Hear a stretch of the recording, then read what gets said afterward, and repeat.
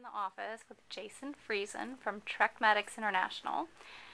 And Jason, you were on the trip to Haiti with me. I would love to hear, because people have heard about the story with the baby that was saved. Can you tell us that story in your own words? Well, we're going to keep it short because it was a 3.5 hour story. So I can tell you that the way it started was that we were at the tent city in a clinic in the open air church that had been set up. And a mother came in with an 11-month-old infant that was obviously malnourished to begin with. It looked more like a 5 or a 6-month-old. And on top of that was in severe respiratory distress, bordering on respiratory failure. And so anyway, it was obvious to everybody there, as soon as you looked at the baby, that this baby was not doing well and was not going to keep up as it was for very long. So the clinic, unfortunately, like most of what was going on in Haiti at that time, the clinic was running out of supplies, and the supplies they did have were not the most ideal. Nonetheless, the doctors were able to first get intravenous access by an IO, intraosseous, which means they took a needle and put it in the baby's bone. We tried several times to get it in a vein, but the baby was so dehydrated that they couldn't get any kind of intravenous access. So what they used was a different needle. They used a spinal needle as an intraosseous needle. So improvisations were made to be short. So the big problem was septic shock. It had pneumonia. It had been having diarrhea for a couple days, and actually in the past day, all the diarrhea and any kind of urinary output had stopped, which is a really bad sign.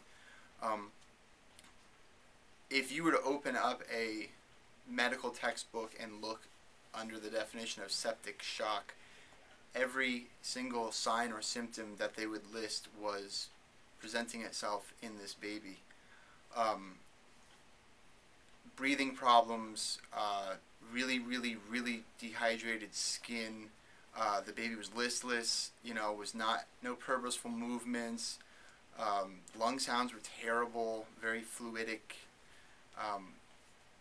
Everything was bad. So anyway, they got the intravenous access through the bone, we'll just put it that way, and then they gave him some antibiotics, and then we gave him some fluids, but the fluids was the last bag of IV fluids in the entire clinic.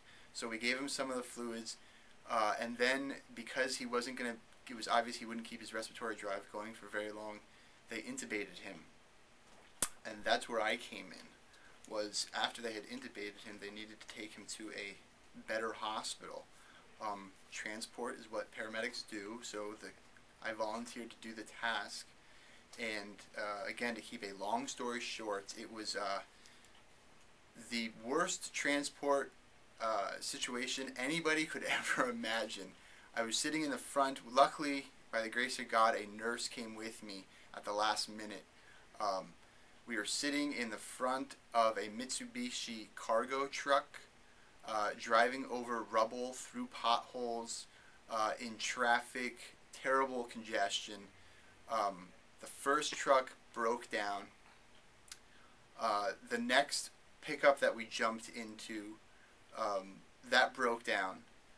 Then we basically, the people who were with by then were with the Red Cross. They commandeered I think in some countries it might have been considered a carjacking, but they commandeered or volunteered another fellow to drive us to what we thought was, or we were hoping was, the Israeli Defense Forces hospital.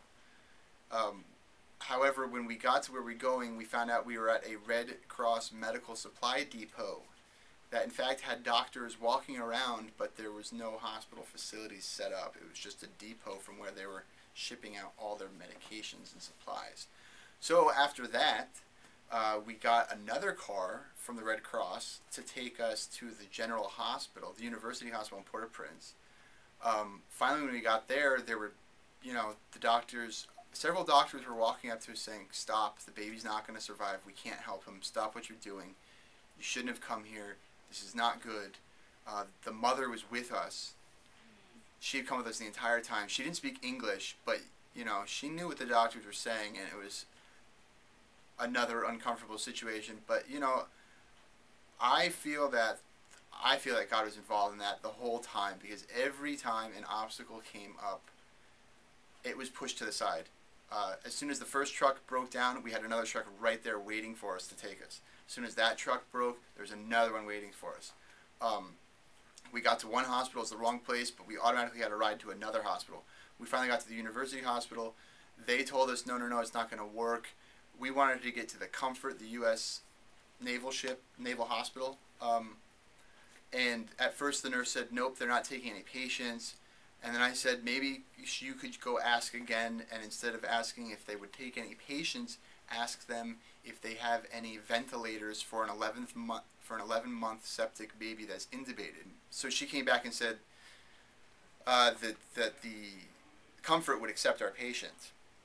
However, we had to wait for an hour. But then we got what's called a pulse oximeter, and we found out that the baby's O2 saturation, the amount of oxygen in the baby's blood, was at 64%.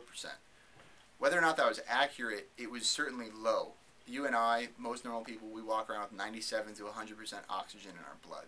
64% is unheard of. People can't live on that.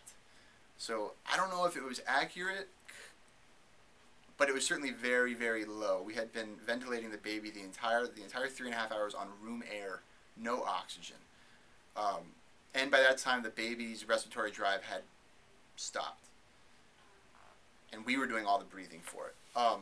Stopped completely. So anyway, we got into our last and final ambulance. This time it was a proper Army ambulance that had oxygen, but had no oxygen tubing. So we couldn't set up the oxygen tank to the bag ventilation and mask that we were using.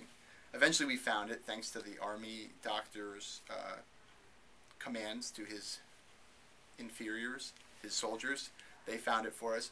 We got to a hospital that was run by the Health and Human Services, the Department of Health and Human Services, and it was manned by a DMAT team from Massachusetts, as well as a team that's called IMCERT.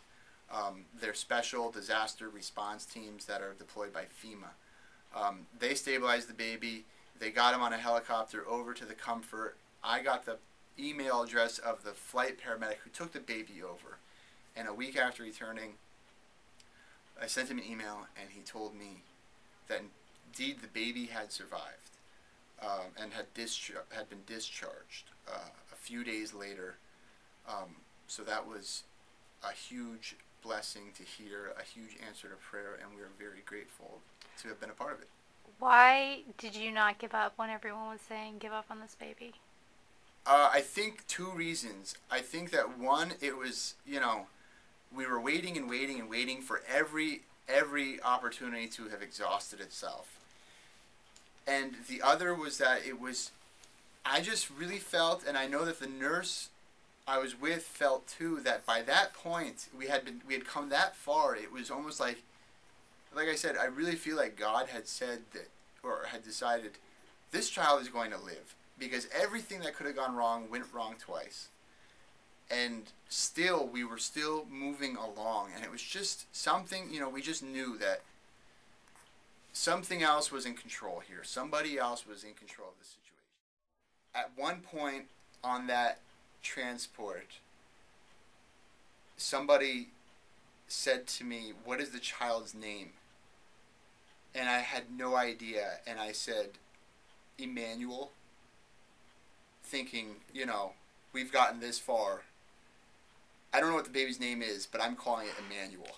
Mm-hmm. And I think that, you know, that was the lesson learned, is that God is with us.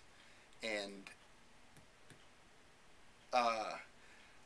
I think the larger lesson that we'll learn is what happens with this child. You know, whether I meet him now or I meet him some other day,